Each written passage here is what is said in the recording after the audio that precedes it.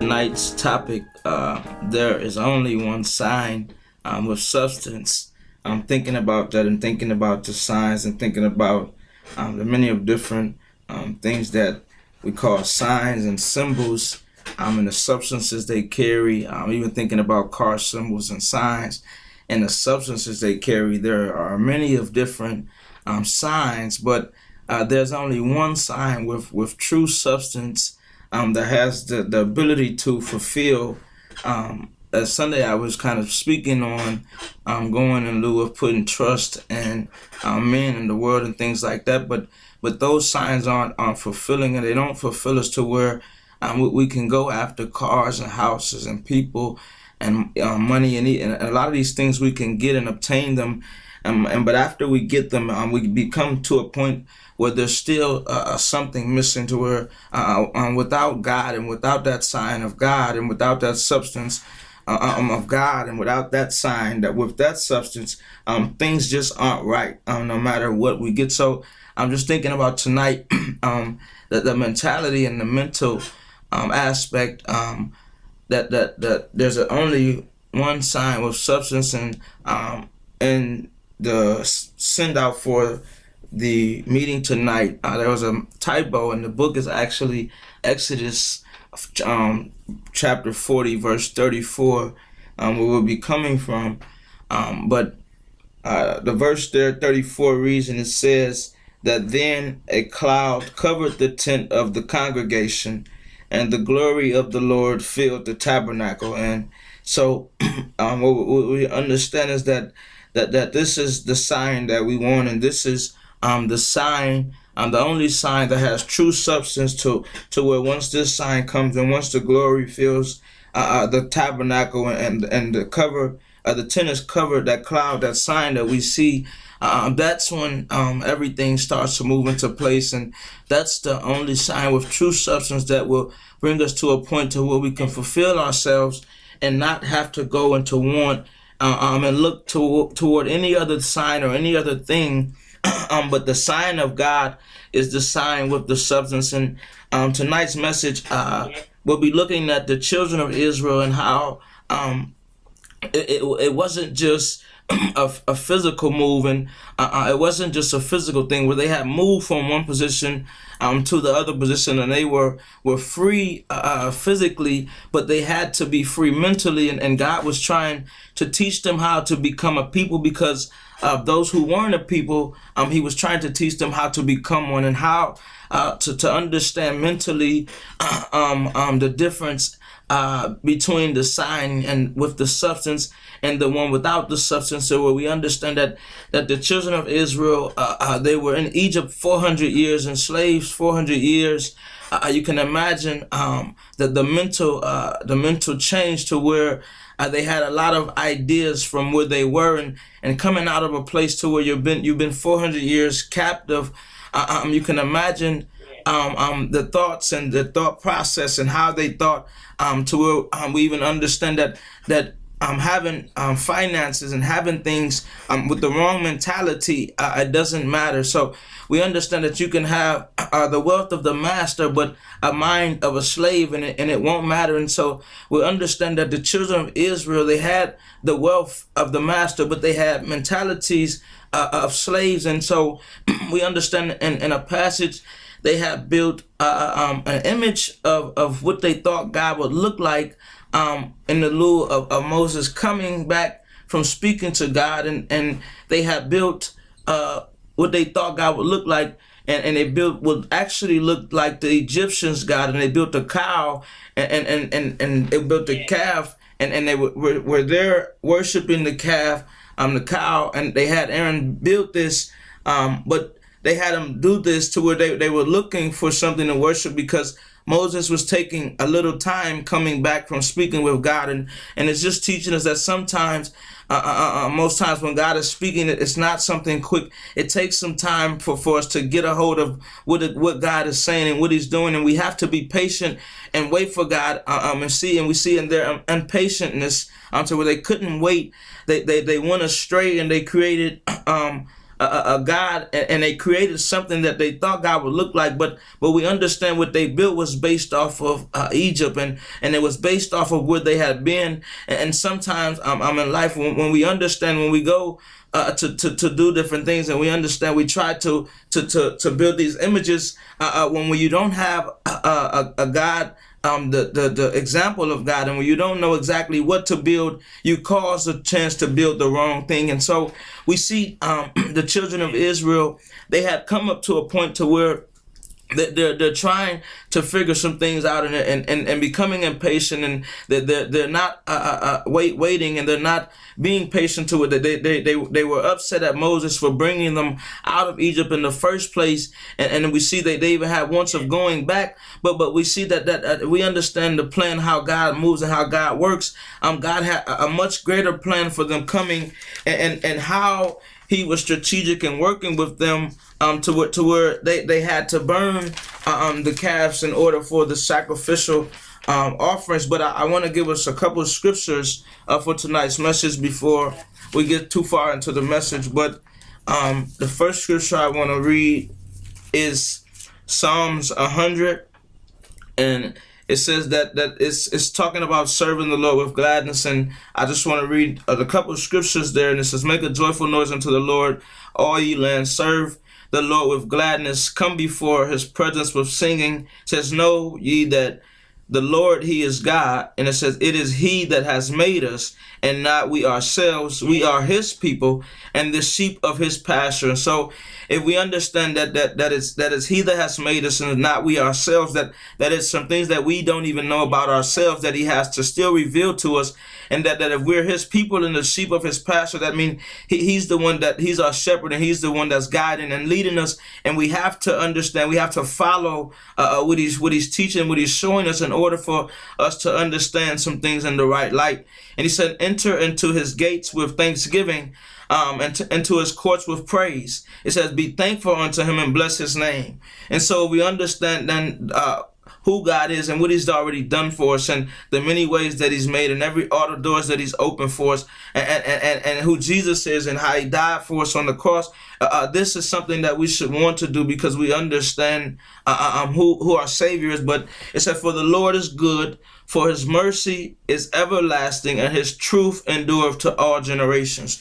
And so it's just telling us that this is something that will endure to all generations forever. And it's not something that you have to worry about changing. But I want to turn over to the next chapter is, let me see, right at Romans 12.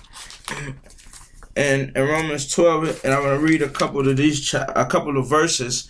And it said, "I beseech you therefore, brethren, by the mercies of God, that ye present your bodies a living sacrifice, wholly acceptable unto God, which is your reasonable service." And so what he's trying to get them to understand, that if we present our bodies a living sacrifice, meaning our daily lives and how we live and how we walk and how we talk and how we move, we should be able to show this as a living sacrifice, holy and acceptable unto God, which is a reasonable service, because we have a reason to do this. We have something that we're trying to make a payment on something that has happened for us, and there's a reason that we should be doing this, because we know we can't repay God for this, but we have a reasonable service to show in our daily life who God is. But it says, "And be not conformed to this world, but be ye transformed by the renewing of your mind, that ye may prove what is that good and acceptable and perfect will of God." And so we understand we have a will that God has already put in place and put together. And we understand what a will is. When someone dies and they leave a will, they leave some things in place and some things in order that they want to happen. And it's for a reason that they leave this, because most times that they've understood some things in a way, and they've saw some things in a way to where they can put things in position and in place for some things to happen, or for some things to keep going, but it's for your good. But it says, "For I say, through the grace given unto me, to every man that is among you," it says, "not to you think of himself more highly than he ought to think, but to think soberly, according as God has dealt to every man the measure of faith. It says, for as we have many members in one body, and all members have not the same vice. It says, so we being the same office. So we being many, so being many are one body in Christ, and every one members of one another.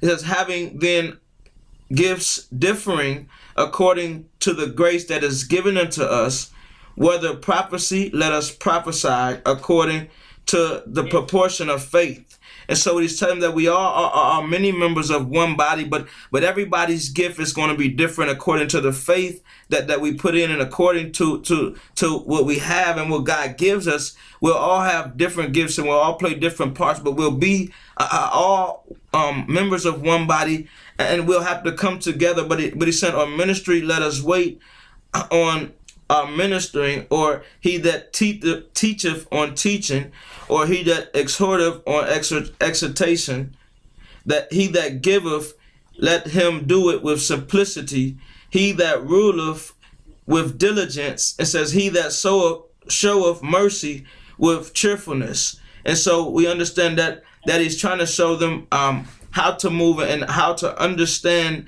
how to be one and how to still be different, but let the differences let them come together to where we can use them to work together to become one and still produce a good.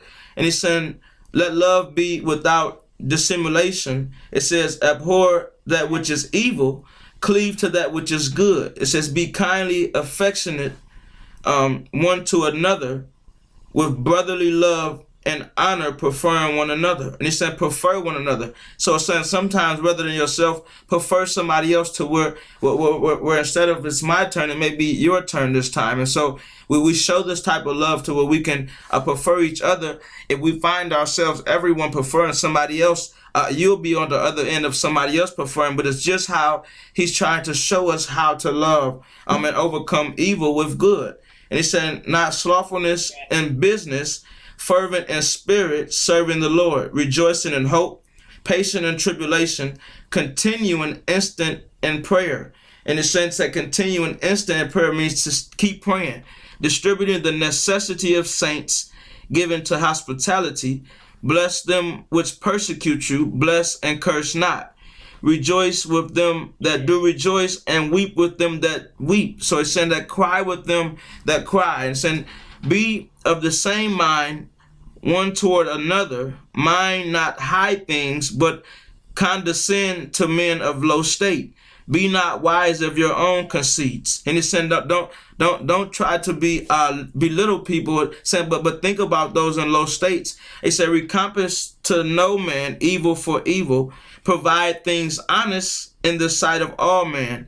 If it be possible, as much as lieth in you, live peaceably with all men. Dearly beloved, avenge not yourselves, but rather give place unto wrath.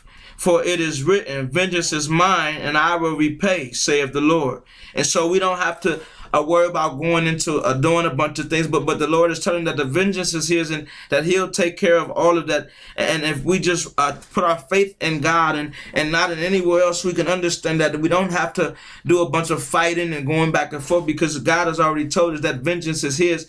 And he's saying, therefore, if thine enemy hunger, feed him.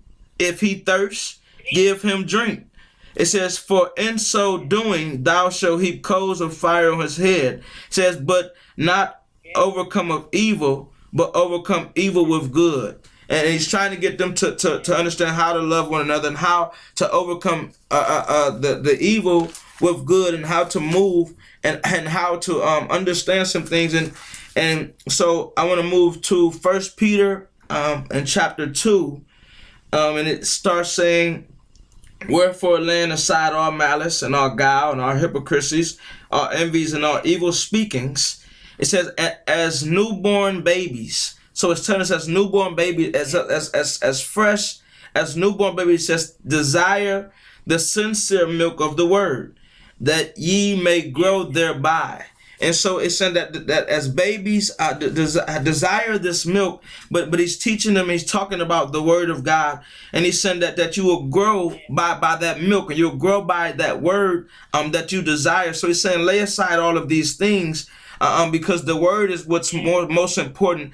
Because if you get caught up in all of those different things, you'll have the wrong spirits, and you'll be caught up into a lot of the wrong things and won't get what's really at hand. But he's telling them, as newborn babies, come fresh and desire this sincere milk of the word, that's what you'll grow by. And it's saying, if so be ye have tasted that the Lord is gracious, to whom coming as unto a living stone, disallowed indeed to men, but chosen of God and precious.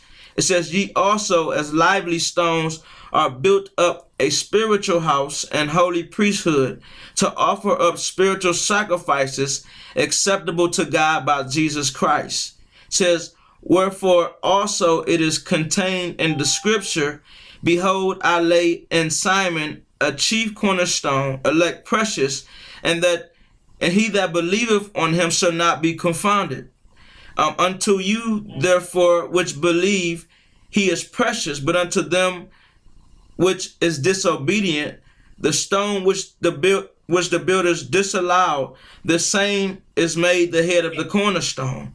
And so we see that the one that the stone that they rejected is the one, he said, that'll be made the head of the cornerstone. And said, and a stone of stumbling, and a rock of offense. It says, even to them which stumble at the word, being disobedient, whereunto also they were appointed. It says, but ye are a chosen generation, a royal priesthood, and it says a holy nation, a peculiar people, which means it's a special type of people to God. It says that ye should show forth the praises of him who have called you out of darkness into marvelous light, which in the times past were not a people. It says, but are now the people of God, which have not obtained mercy, but now have obtained mercy. It says, dearly beloved, I beseech you as strangers and pilgrims, abstain from fleshly lust, which war against the soul, having your conversation honest among the Gentiles, that whereas they speak against you as evildoers, they may by your good works, which they shall behold, glorify God in the day of visitation. And so when they see you, saying that to be able to glorify God and seeing your life and seeing how you live, but he's telling them that ye who are not a people have become a people by God, and because God has made us such a peculiar people. He's saying that the identity of the people that we're talking about has been made such in the sight of God, and God has given us a special identification in him, and us being a peculiar people, to where we are his people, and the sheep of his pasture, to where we understand, even if you break down and understand that how we identify here in today's society, when you look at how the term that we use, African American, it's putting you in one place, but it's also in the other, and it's not so of a natural term, to where I beg to differ, to where I'd rather be identified as the children of God, as the children of Israel, because there's something in that, because we see as the children of Israel were slaves 400 years, and they were in Egypt 400 years. We see that they come out, and God was trying to show them some things, but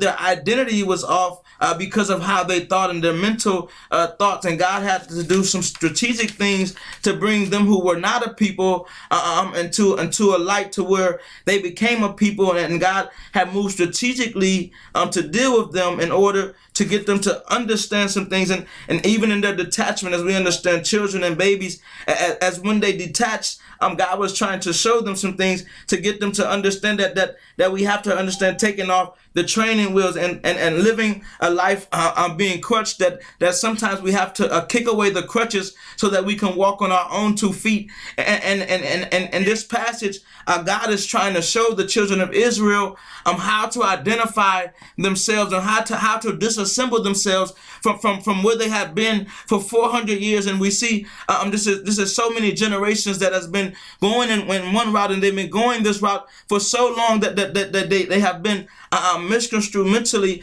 and they don't understand what God is doing. And as God has shown himself, and he's come to them on the mountain, and Exodus, I'll go earlier to right about 19, I think it is, right when God starts to move, and he gives them he starts to speak to Moses, and he calls Moses up, and he's speaking to him, and he tells the children of Israel to keep the commandments. And Moses had just given them, he had told them to keep the 10 commandments, and he's telling that God was there, he said, to prove you, and to all people that when they saw the thunder and the lightning. If you want to follow along, it's right here. The first part I'll start at is right in 19 is when Moses is talking with him, and he gives, say to the house of Jacob to tell the children of Israel, ye have seen what I did unto the Egyptians, and how I bare you on eagle's wings and brought you unto myself. And this is verse 4. And he's telling them that you saw what I've already done, and understand this. He's saying, so now therefore, if you will obey my voice indeed and keep my covenant, it says, then ye shall be a peculiar treasure unto me above all people, for all the earth is mine. And so it says, and ye shall be unto me a kingdom of priests and holy nation. These are the words which thou shalt speak unto the children of Israel. So we understand that God told Moses to take and tell this to the children of Israel, that he would be unto them what he had already shown to them. And as Moses comes, and we see it says, as Moses came and called for the elders and for the people, he called for everybody to come together and commanded him and commanded them these words. It says, and all the people answered together and said that all that have spoken we will do. And Moses returned the words of the people. And Moses returned the words of the people unto the Lord, and says, and the Lord said unto Moses, I come unto thee in a thick cloud. It says that the people may hear when I speak with thee, and believe thee forever. And Moses told the words to the people unto the Lord. So he was sent to sanctify the people and get them ready to move. And so he says, and the Lord said unto Moses, go unto the people and sanctify them today and tomorrow, and let them wash their clothes. And so we understand that they're trying to wash their clothes and get ready and get their garments ready. And we understand how the changes of their clothes is getting them ready for something new and for a new day. And it said, and be ready against the third day, for the third day, it says, the Lord will come down in the sight of all the people upon Mount Sinai. And it says, and thou shalt set bounds unto the people round about, saying, take heed of yourselves that ye may not go not up into the mount, or touch the border of it. Whosoever toucheth the mount shall surely be put to death. And it says, there shall not an hand touch it, but he shall surely be stoned or shot through. Whether it be beast or man, it shall not live. When the trumpet soundeth long, they shall come up to the mount. And Moses went down from the mount unto the people, and sanctified the people, and they washed their clothes. And he said unto the people, be ready against the third day, come not at your wives. And so we understand that he was telling them not to go into sexual contact, to prevent them from having uncleanness ritualnesses in the time there, and they considered practicing that to be unclean. So he was trying to keep them from going into an unclean practice the day before God came and telling them not to go at their wives. And he said, and it came to pass on the third day in the morning that there were thunders and lightnings, and it says a thick cloud upon the mount, and the voice of the trumpet exceedingly loud, so that all of the people that was in the camp trembled. And we see this is just showing us the depiction of thunders and lightning, and a thick cloud coming upon the mountain, a trumpet sounding, and it's giving us exceedingly loud, so that we understand the visualness in the sense that the people trembled there, so we can understand how much of a feeling, like almost like an earthquake, to where it's trembling and all these different things are happening. It says, and Moses brought forth the people out of the camp to meet with God. It says, and they stood at the nether part of the mount, and it says, and Mount Sinai was altogether on a smoke, because the Lord descended upon it in fire, and the smoke thereof ascended as the mount, as ascended as the smoke of a furnace, and the whole mount quaked greatly. And so it's trying to understand and get us to understand the picture here, to where there's so much smoke. It says has covered the mountain. It says the mount has quaked greatly, and it says, and when the voice of the trumpet sounded long and waxed louder and louder, Moses spake, and God answered him by a voice, and the Lord came down upon Mount Sinai on the top of the mount. And the Lord called Moses up to the top of the mount, and Moses went up. And it says, and the Lord said unto Moses, go down, charge the people, lest they break through unto the Lord to gaze, and many of them perish. It says, and let the priests also which come near to the Lord sanctify themselves, lest the Lord break forth upon them. And Moses said unto the Lord, the people cannot come up to Mount Sinai, for thou chargest us, saying, set bounds and the mount, and sanctify it. It says, and the Lord said unto him, away, get thee down, and thou shalt come up, and thou and Aaron with thee, but let not the priest and the people speak, and not the priest and the people break through to come up unto the Lord, lest he break forth upon them. It says, so Moses went down unto the people and spake unto them, and God spake all of these words, saying, I am the Lord thy God, which have brought thee out of the land of Egypt, out of the house of bondage, and thou shalt have no other gods before me. Thou shalt not make any unto thee graven images, or any likeness of anything that is in heaven above, or that is in the earth beneath, or that is in the water under the earth. It says, thou shalt not bow down thyself to them, nor serve them. For I, the Lord thy God, am a jealous God, visiting the iniquity of the fathers upon the children unto the third and the fourth generation of them that hate me, and showing mercy unto the thousands of them that love me and keep my commandments. It says, thou shalt not take the name of the Lord thy God in vain, and for the Lord will not hold him guiltless that taketh in vain, for the Lord will not hold him guiltless that taketh his name in vain. Remember the Sabbath day to keep it holy. 6 days shalt thou labor and do all thy work, but the seventh day is the Sabbath, and the Lord thy God, in it thou shalt not do any work. Thou, nor thy son, nor thy daughter, thy man servant, nor thy maid servant, nor thy cattle, nor thy stranger that is within the gates, thy gates. For in 6 days the Lord hath made heaven and earth, the sea, and all that is in them, and all that them is, and rested the seventh day. Wherefore the Lord blessed the Sabbath and hallowed it. So he gave them the 10 commandments, and he's speaking to them, and the Lord has came and spoke, and he told them, honor their mother and father, and thy days may be long in the land which the Lord thy God giveth thee. It says, thou shalt not kill, thou shalt not commit adultery, thou shalt not steal, thou shalt not bear false witness against thy neighbor, and thou shalt not covet thy neighbor's house. Thou shalt not covet thy neighbor's wife, nor his manservant, nor his maidservant, nor his ox, nor his ass, nor anything that is thy neighbor. So he's teaching them and telling them all these commandments to keep, and he's telling them that God has came to prove you. And he said, all the people saw the thundering and the lightnings and the noise of the trumpet and the mountain smoking. And when the people saw it, they removed and stood afar off. It says, and they said unto Moses, speak with us, and we will hear. But let not God speak with us, lest we die. It says, and Moses said unto the people, fear not, for God is come to prove you, and that his fear may be before your faces, that ye not sin.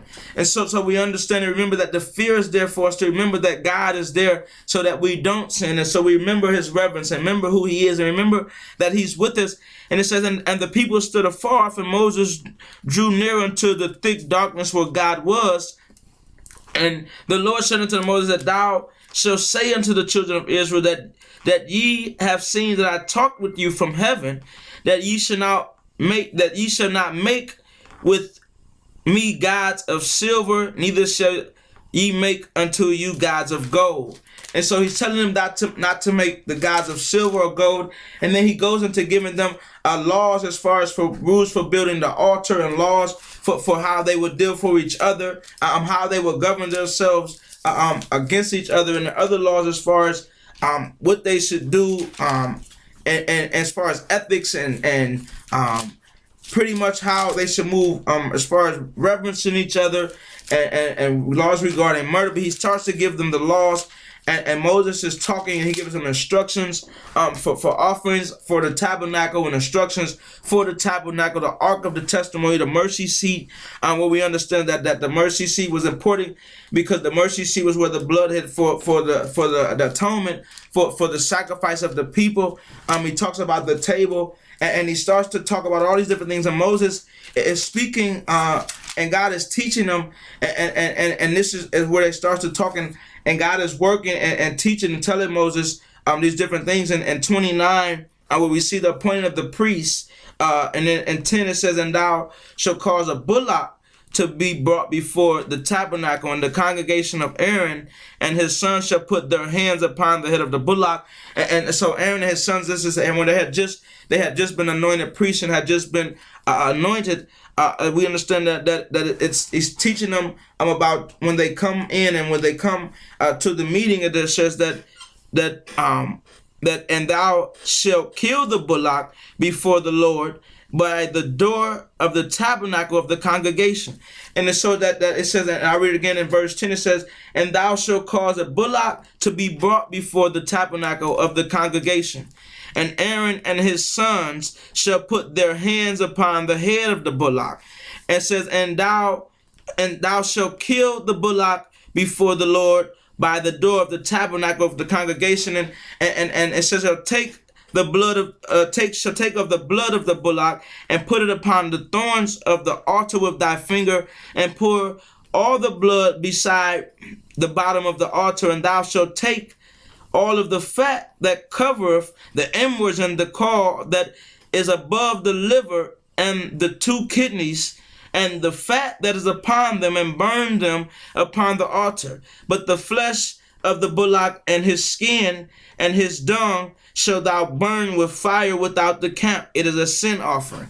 It says the first ram, and so he's teaching them. He's trying to show them that there's a bullock to be brought before you, and so he's teaching them about these bullocks, and these bullocks are the offerings, to where it's a sin offering. And this is where they bring this before the Lord, and they kill this bullock before the Lord as a sin offering, to understand that this is what takes place for them when they come and they kill this bullock. And this is where we're understanding how he's teaching them, and he's showing them that everything to do with the bull after they kill it. And we understand that the blood of the lamb, when they killed it and put it on the doorpost, how the death angel passed over, and God had just brought them through the Red Sea, to where the Red Sea had signaled death, burial, and resurrection, to where they were runaway slaves until they got to the Red Sea and crossed the Red Sea, and God was able to close it. And we understand that the runaway slave, it doesn't yet mean that you are a people. And so this is where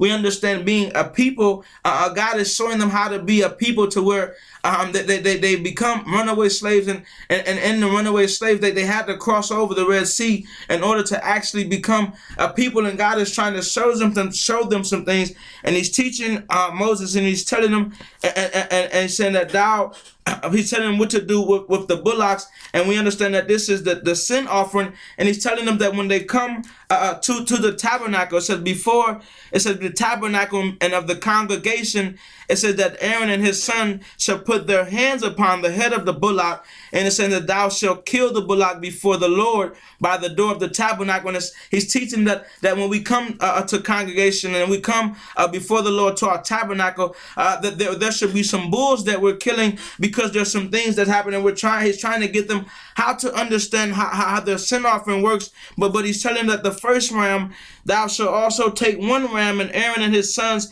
shall put their hands upon the head of the ram, and thou shalt slay the ram, and thou shalt take his blood and sprinkle it round about upon the altar, and thou shalt cut the ram in pieces, and wash the inwards of him and his legs, and put them unto pieces and unto his head, and thou shalt burn the whole ram upon the altar. It is the burnt offering unto the Lord. It is the sweet savor and an offering made by fire unto the Lord. And we understand that there's an incense, a certain incense that goes up from a certain type of offering and a certain type of fire before God. And we understand that this is talking about the sweet savor, to where we understand that this is the type of incense that we want to go up with God in our praise, and when we're in our church and when we're going forth. These are the type of savors that we want to be going up to. We want to be killing our rams, and we want to be going and bringing our rams before God, and bringing them into God. To before God, and when the shouting music is going and when praise is going, we should be killing our rams. But he's teaching them things about sacrifice, and he's teaching them how each different thing, each different piece has a specific part that goes to different places, and we have to understand there's a specific specificness to what God speaks, and when he teaches that everything has a special place and a special reason for it. And he said, and thou in the second ram thou shalt take the other ram, and Aaron and his sons put his hand on their heads upon the head of the ram, and thou shalt kill the ram, and take his blood and put it upon the tip of the right ear of Aaron, and upon the tip of the right ear of his sons, and upon the thumb of their right hand, and upon the great toe of their right foot, and sprinkle the blood upon the altar round about. And thou shalt take off the blood that is upon the altar, and of the anointing oil, and sprinkle it upon Aaron, and upon his garments, and upon his sons, and upon the garments of his sons with him, and he shall be hallowed, and his garments, and his sons' garment with him. And so he's teaching them about offerings, and we understand that the incense is a symbol of prayer, and he's teaching them how when they come into the presence of God, and when they come into the tabernacle, that these rams that represents these different things that they had, that they're hidden calves, they're hidden bulls. He was telling that they should be killing them when they come into the presence of God, and the different sacrifices that they should be making, and talking about the incense and the oil, and it also talked about how the oil and the incense for the tabernacle, it was costly ingredients, and it required something, and it just talks about how the things that were in the tabernacle, it wasn't something that we just put together, and it didn't just come, that it took some time, and it's talking about how everything had a specific look, and even the tabernacle, the workmen were even chosen in 31, and we see that he was telling them to keep the Sabbath holy, and right at 31 and 12, and it says, and the Lord spoke unto Moses, saying, speak thou also unto the children of Israel, saying, verily my Sabbath ye shall keep, for it is a sign between me and you throughout your generations. And so we understand that's the sign with the substance that we have. And the sign in God is where this sign is only one sign that has substance, and that's the sign between us and God, where we'll have a secure promise that God did by himself, that he swore by no one else, because he could find nothing greater. But it says that ye shall keep the Sabbath, therefore, for it is holy unto you. Everyone that defileth it shall surely be put to death. For whosoever doeth any work therein, that soul shall be cut off from among his people. 6 days may work be done, but in the seventh day is the Sabbath of rest, holy to the Lord, holy to the Lord, whosoever doeth any work in the Sabbath day shall surely be put to death. Wherefore the children of Israel shall keep the Sabbath to observe the Sabbath throughout their generations for a perpetual covenant. It is a sign between me and the children of Israel forever. For in 6 days the Lord hath made heaven and earth, and on the seventh day he rested and was refreshed. And it says, and he gave unto Moses, when he made an end of communing with him upon Mount Sinai, 2 tables of testimony, tables of stone, written with the finger of God. And so we understand that he's trying to get the writer is trying to get us to understand that this is written, something that God has written with his finger, and so we understand how personal, how close this is to God, to where God has written this with his own finger. He's given it to Moses to bring down and give to the people, and it says, and when the people saw that Moses delayed to come down out of the mount, the people gathered themselves together unto Aaron and said unto him, up, make us gods, which shall go before us. For as for this Moses, the man that brought us up out of the land of Egypt. So we understand that they send the man Moses, and then they say again that the man that brought us, so that we understand that the depiction is trying to show us that this is how they're reverencing the someone that God is speaking to, that's getting ready to come down and take them into the land that they've dreamed of, that they've wanted to be into, but the thing is that they've come from being held captive for so long that their ideologies and that their thoughts are so destructive that they don't understand what's going on, and so they're upset at Moses.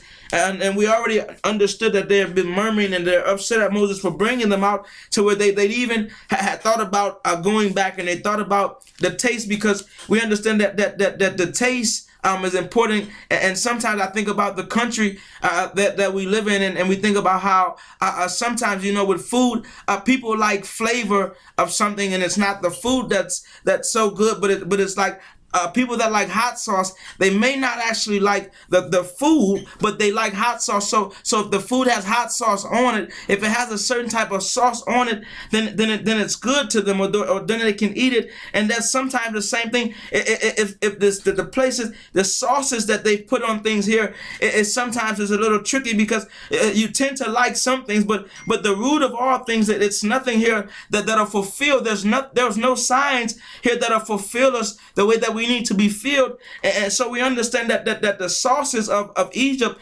and the things that Egypt had, that they had started to think about, because they weren't yet filled with what God was sending, because they didn't have a taste for it yet. And sometimes when we don't have a taste for that new thing, we'll start to think about those old things that we're used to, and they'll be good to us just because we're used to them. But God is trying to get us to understand that there's a new taste that he's trying to get us to taste, and there's some new things that he's trying to get us to understand, that we understand that, oh, taste and see the goodness of the Lord, and understand that who he is. And he's trying to get the children of Israel to move into a new place and a new taste, but it's hard, because their mentality is off, and they don't understand what's going on. And so we see that Moses has come back. He's come down, and they saw him coming. I mean, he's getting ready to come, and delaying from coming. The people there, they've gotten impatient, and they've told Aaron, they said, go up and make us gods. And it says, for this Moses man, for he's brought us out of the land of Egypt, it says, we wot not what become of him. And so that how can you not want what becomes of Moses? And they should understand that who Moses is speaking to, and where he's getting ready to come back with, they should be patient enough to wait. But sometimes we're not patient, and it's showing us how sometimes when we're not patient, we can make the wrong decisions, because they've started to turn back into their old ways and their old thoughts, even after they had just said that they'll do whatever it was that he had told them to. But they come to a point to where they're waiting for him, and they told Aaron to go ahead and make us God and set gods before that will go before us. As this Moses man said, we want not what become of him. And Aaron said unto them, break off your golden earrings, which are in your ears, of your wives, of your sons, and of your daughters, and bring them unto me. It says, and all the people break off the golden earrings which were in their ears, and brought them unto Aaron, and he received them at their hand, and fashioned it with a graving tool. And after it he made a molten calf, and they said, these be thy gods, O Israel, which brought thee up out of the land of Egypt. And when Aaron saw it, he built an altar before it, and Aaron made proclamation, and said, tomorrow is a feast to the Lord. And they rose up early on the morrow and offered burnt offerings and brought peace offerings. And the people sat down to eat and to drink and rose up to play. And so we understand that how this is happening, and how corrupt they are to where they did this thing, and they created a image to where they tried to create an image of God to what they thought God would look like. But they've only built something to where they've come from. And most times when people when they get free, and when they get to a place of freedom, it's kind of frightening, because most times people will build ideas and build ideologies from where they came from. And so this is what the children of Israel are doing, that they're building ideologies, and they're building ideas of things from where they had come from, not understanding that this is not that what they're to do in their tradition, and the Hebrew tradition. There had never been any servings of gods like this, and we understand that at this point they had sat down, and they've even called a feast, and they've made sacrifices, and they've even started they had an altar built before this. And we see how this had happened, and they had trusted Aaron to go and build a God before them, instead of waiting on Moses to come back. And it's showing us how the people of Israel are, and how they were in lieu of being patient and waiting for God's word,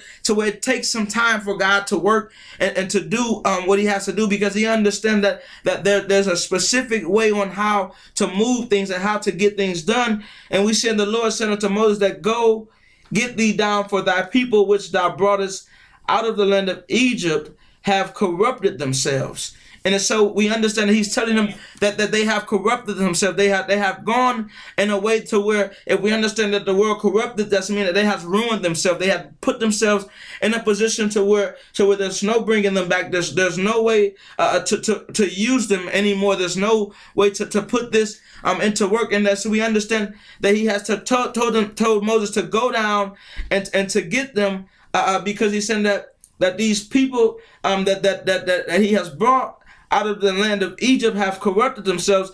And it says they have turned aside quickly out of the way which I've commanded them, that have made them a molten calf, and have worshipped it, and have sacrificed thereunto it, and said, these be thy gods, O Israel, which have brought thee up out of the land of Egypt. And the Lord said unto Moses, I have seen this people, and behold, it is a stiff-necked people.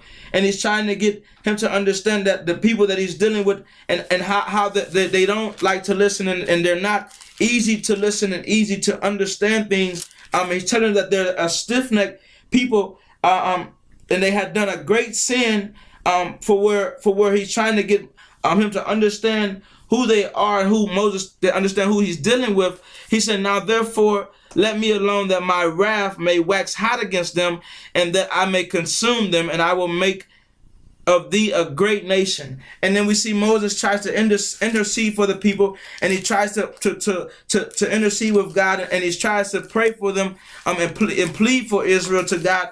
But we understand that there's a specific way that God moves in, and said that there were some specific things that had to happen, and they had to get rid of these images, to where we understand that after when he comes back, and Moses when he says that he's dealing with a specific type of people, we understand that Moses went down right here at 15, and Moses turned and went down from the mount, and the two tables of the testimony were in his hand, and the tables were written on the stone, and on one side and on the other side they were written. And the tables were the work of God, and the writing was the writing of God graven upon the tables. And when Joshua heard the noise of the people as they shouted, he said unto Moses, there is a noise of war in the camp.